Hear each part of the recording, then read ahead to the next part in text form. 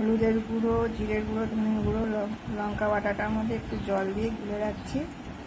তাহলে নুন হলুদ মাখানো পটলটাকে দিয়ে দিচ্ছি। দেখুন চিড়ে রেখেছিলাম।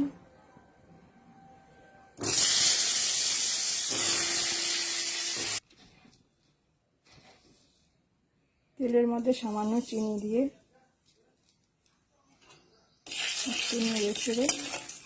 তেলের মধ্যে সামান্য চিনি দিয়ে মশলা দিলাম, এলাচ, দারচিনি, লবঙ্গ, নেড়ে চেড়ে গোটা গরম মশলা ফোড়ন দিয়ে গোলা যে মশলাটা ছিল সেটা দিয়ে ভালো করে ভেজে নুন দিয়ে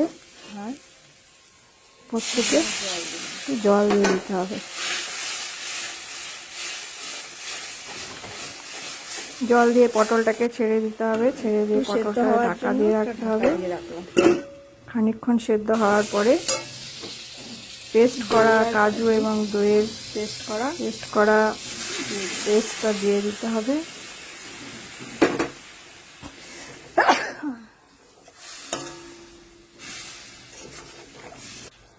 এই পর্যায়ে নামিয়ে ফেলতে রাখবে। তৈরি হয়ে গেল দই পটল। হয়ে গেলেই রুটি, পরোটা সবকিছুর সঙ্গে দই পটল খুব সুন্দর লাগে খেতে।